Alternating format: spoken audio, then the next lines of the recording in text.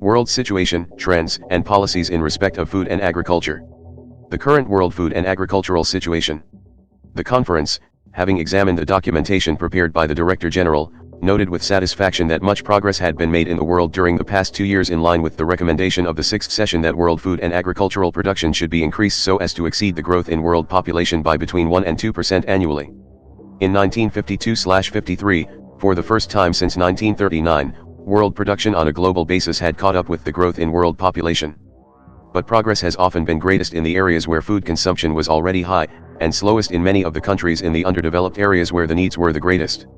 The conference therefore expressed its deep concern that the distribution of world production remained unbalanced and unsatisfactory, and that the wide disparity in consumption levels in different parts of the world showed little sign of diminishing. Moreover, the accumulation of large stocks of foodstuffs especially in dollar areas and stocks of raw materials both in dollar and in non-dollar areas, has given rise to serious marketing difficulties. The conference recorded its conviction that the present situation requires a change of emphasis in policy for the immediate future in at least 2 important directions. First, the former emphasis on general expansion of food production, vital in the post-war crisis, must give way to a more selective approach.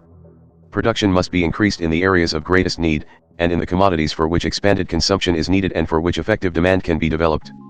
Second, measures are needed to enable consumers to buy more of the foods now abundant. The expansion of agricultural production since 1951 has been due partly to efforts by governments and farmers and partly to favorable weather in some countries. By 1952/53 world agricultural production, excluding USSR, Eastern Europe, and China, was about 23% greater than before the war.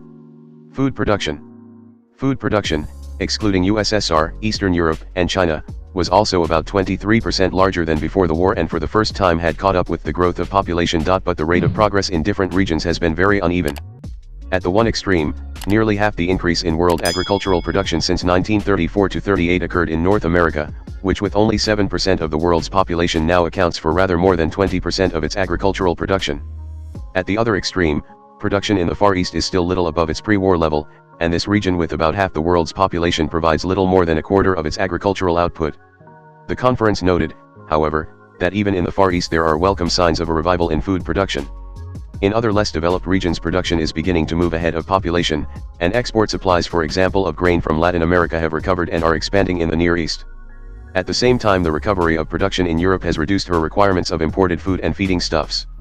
These developments, coupled with a series of exceptionally good harvests in North America, have led to the accumulation of appreciable stocks of food in the dollar area.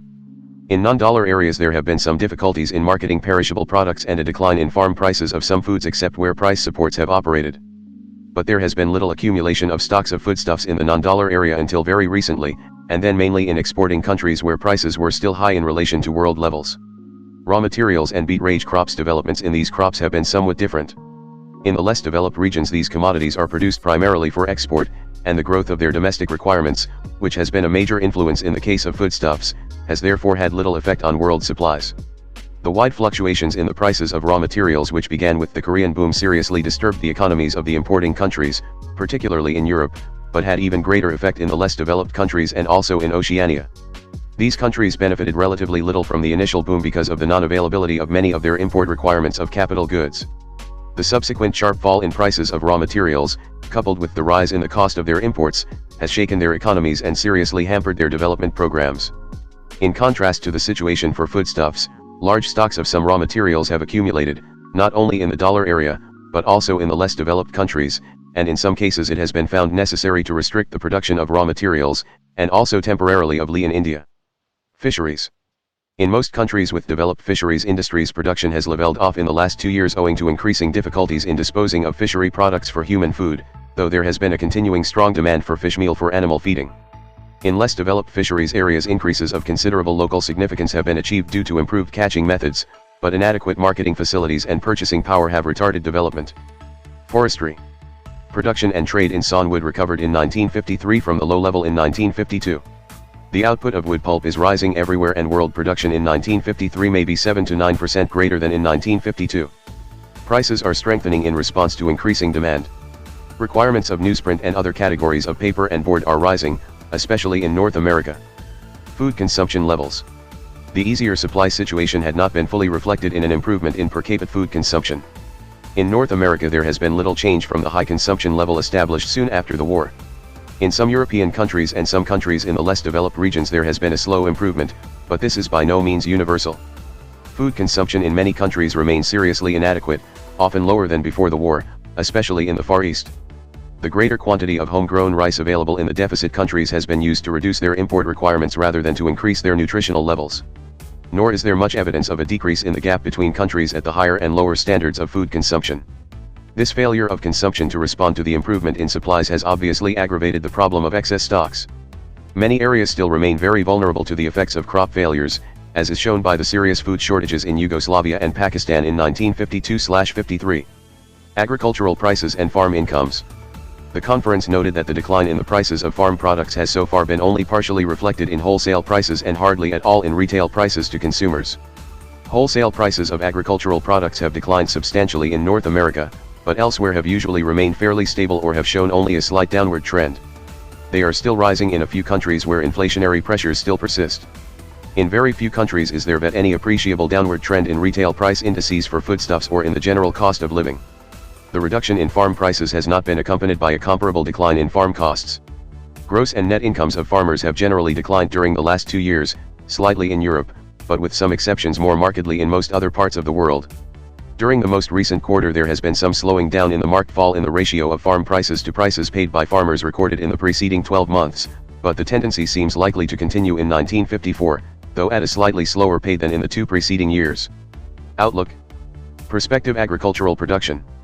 Preliminary reports indicate a continuing expansion of production in 1953-54, thought probably at a lower rate. Large crops of bread grains and coarse grains have again been harvested in the northern hemisphere. Prospects for rice are generally favorable, except in Japan, and some increase in world production of oils, eggs, sugar, meat, and dairy products is likely. The output of forest products, including sawn wood, wood pulp, and newsprint is increasing and will be appreciably higher in the calendar year 1953 than in 1952. The production of fish, cotton, coffee, cocoa, tea, and tobacco is unlikely to be greatly different in 1953-54 from last year. On the other hand, there was a sharp decline in jute crops partly owing to restriction schemes. The 1954 output of rubber is likely to decline.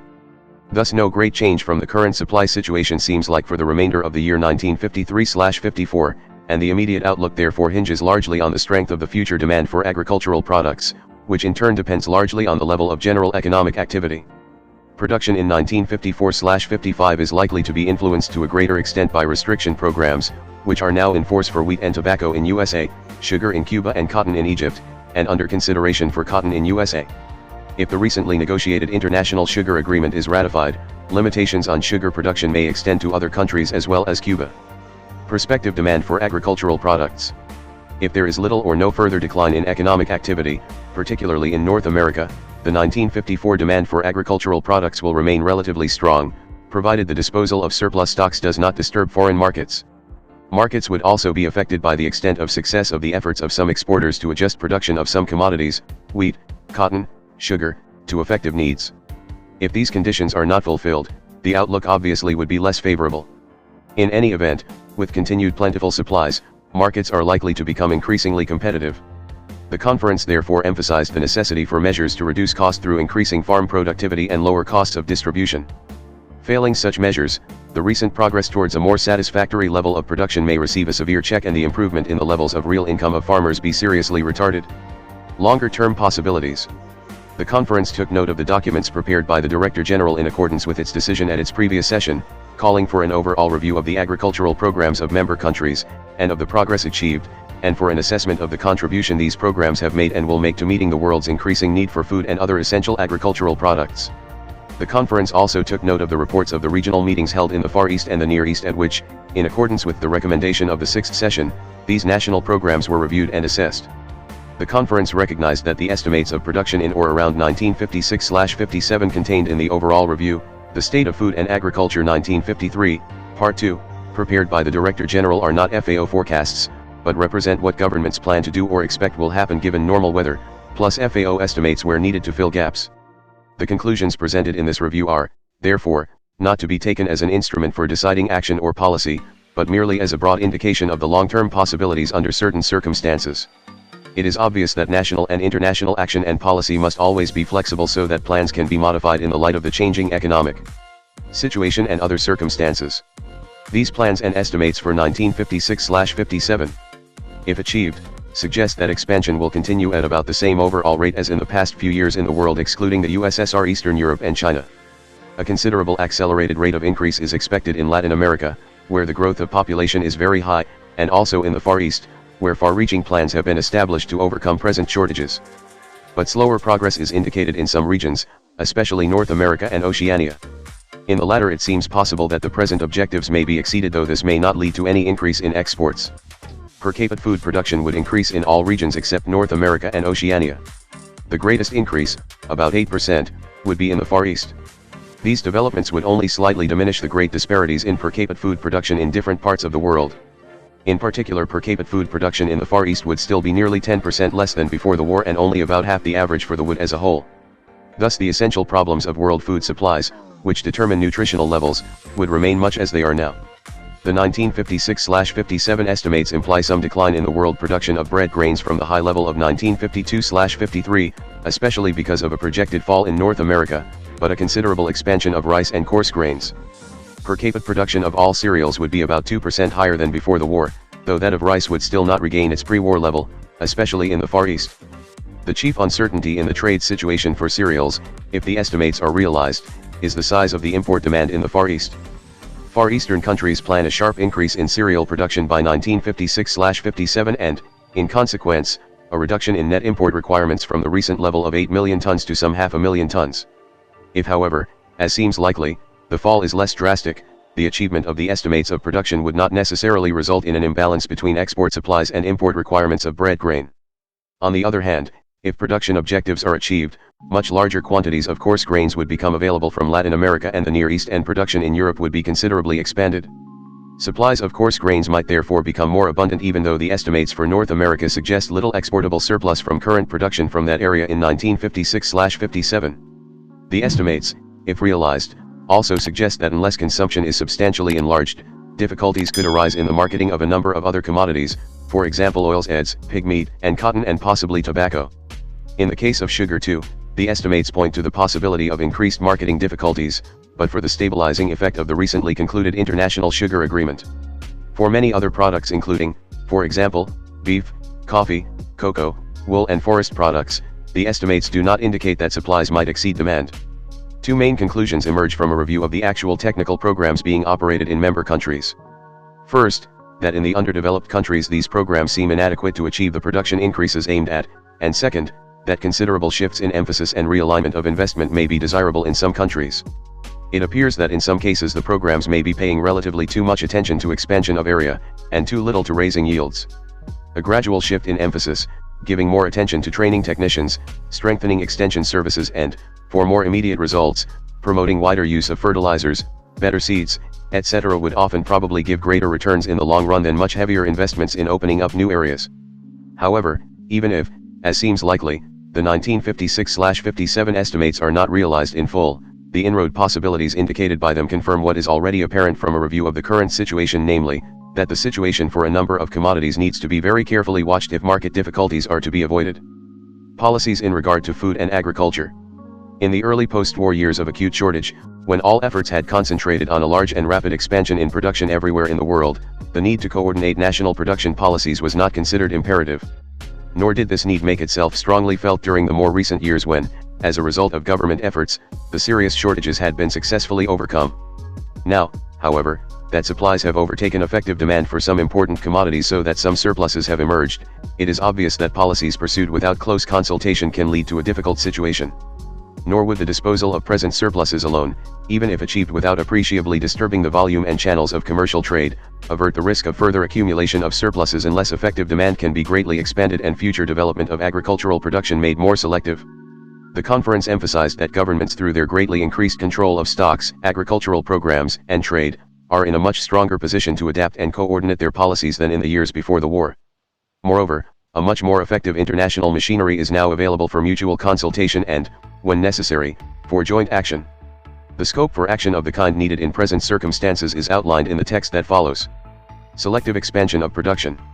The change which has come over the food and agricultural situation since the last session of the conference in 1951 and summarized in the earlier sections of this report does not necessitate any change in FAO's long-term objective of achieving satisfactory levels of consumption of food and other agricultural products in all countries of the world.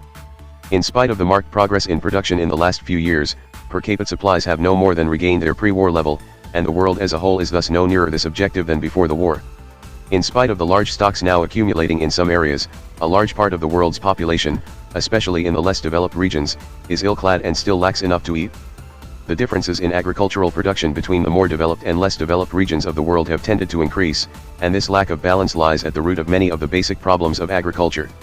Until general economic progress of the less developed regions raises the purchasing power of their peoples to the level where they can afford a well-balanced diet, there can be no final solution to the problem of malnutrition and no satisfactory balance of international trade in agricultural products.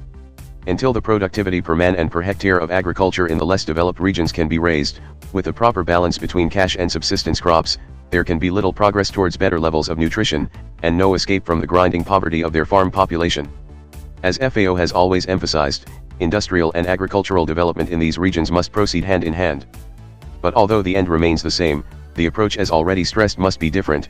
A more selective expansion of production is now necessary, with particular emphasis on the products in greatest demand and with maximum development in areas where additional supplies are most needed. Moreover, in present circumstances the problem of raising consumption levels becomes increasingly important. Unless means can be found of bringing the larger supplies now available or in prospect within the reach of consumers, further progress toward FAO's objectives will be greatly impeded. Criteria for selective expansion of production. While at any given moment the current conditions of supply and effective demand may necessitate that adjustments to agricultural production be made as quickly as possible, each country, in gradually adapting its production programs towards an expansion of the products most needed, will have to take into account certain fundamental criteria. Among these may be noted: future requirements for food and other agricultural products. The most basic of these criteria will be the future requirements for consumption. Appraising these requirements will involve consideration of prospective changes in population, continuing trends and desirable objectives in improving the consumption of particular products or groups of products from the view of improved levels of nutrition and standards of living, and the possible speed with which measures to increase consumer demand by reducing retail prices through lower production and distribution costs seem likely to affect the level of domestic demand for the various products of farms, forests, and fisheries. Agricultural potentialities of production. The selection of desirable emphasis of production obviously will need also to take into account the potentialities of individual countries for increased production and the rate at which they may be developed through expanded acreage or increased productivity of land already cultivated, and of the extent and ways in which existing soils can be improved by various treatments, e.g. irrigation, drainage, fertilization, etc., with due regard to the prospective cost and returns from such treatments. Attention will need also to be given to the suitability of natural conditions of climate, e.g. incidence and distribution of rainfall, and soil in each country for the production of particular products, with due regard to the maintenance of good husbandry through suitable crop rotation and a proper balance of crop and livestock production, and to the maintenance of the quality of the product in the light of ecological limitations. Other agricultural characteristics of the country, with respect to the size of farms, degree of fragmentation of holdings, existence of underutilized large estates, intensity of cultivation, density of rural population, etc. will also need to be considered, together with the extent to which these features may be altered by measures now underway or proposed. Economic considerations affecting objectives. Economic as well as agricultural considerations will also play a large part in the considerations of each individual country, e.g. in deciding how far it should attempt to cover its future needs by its own production, and how far by imports. This choice will involve consideration of the cost of further expansion of its own production of food and other products, as compared with the cost at which they might be imported from abroad. Similarly, for its export products a country will have to consider how encouraging the prospects are for further expansion, and what marketing, foreign exchange, and balance of payments difficulties may be involved. As long as foreign exchange difficulties persist, the currency earning or currency saving potentialities of any product will demand special consideration. Social and other non-economic considerations. Many countries will naturally also take into account other factors of a special domestic character, such as the social structure of the country, the desirability of maintaining a balanced rural population, the need for maintaining farm incomes at reasonable levels, the advantages of being able to feed itself in time of war versus any extra costs of such self-sufficiency, etc. These points summarize the main criteria which are likely to determine in any country the general line of its production policy. It may be added that the ease of adjustment varies considerably between different products. Annual crops can be adjusted more quickly to current changes in market demands than can most livestock or long-term products such as tree crops. If the prospective outlook for important annual products is doubtful, expansion of such products may be limited more to what can be achieved through increased intensity of fertilization or cultivation, without the heavy investment necessary in opening up new land for their production. For the crops and most livestock products, where the adjustment of production is difficult, or for highly perishable products, where the effect of maladjustment is particularly serious since an oversupply cannot be carried over to another season, the need for careful planning of development, including international consultation and coordination, is especially strong. Raising per capita consumption levels. The selective expansion of production in accordance with the above criteria should be considered a progressive adaptation of agriculture to the changing needs of a country or wider region. But if it is to take on this character, and not become a policy of restriction designed exclusively to avoid surpluses, a policy of selective expansion must be coupled with active and positive steps to raise consumption levels, particularly where the need is greatest. The conference believed, therefore, that in reconsidering its production policies each country should also give special attention to what increases in food consumption levels would be most desirable and practicable in its own circumstances and how they might be progressively achieved. The sixth session of the conference had proposed as a target an increase in production which would exceed the growth of population by 1 to 2% annually. That aim clearly implies a parallel objective of expanding per capita consumption to a comparable extent. There may be countries where the expansion of consumption has to be limited in order to conserve resources for basic economic development. But the conference emphasized that where malnutrition is widespread, an improvement in food consumption levels is in itself an essential step towards higher productivity. The most suitable directions in which to expand consumption would vary widely from country to country. In those which have not yet reached even an adequate calorie level, the main emphasis may have to be on cereals and other energy foods, though even so the importance of a proportionate consumption of lower cost protective foods such as fruit, green vegetables, pulses and, among animal products, milk should be recognized. Where the calorie intake is already adequate, the main concern would be with protective foods, especially protein-rich foods, or even with consumer preferences.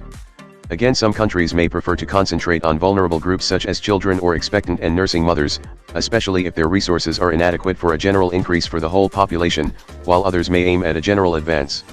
A group which should not be overlooked are the farmers and cultivators themselves, often among the poorest and least well-nourished sections of the populations in less developed countries.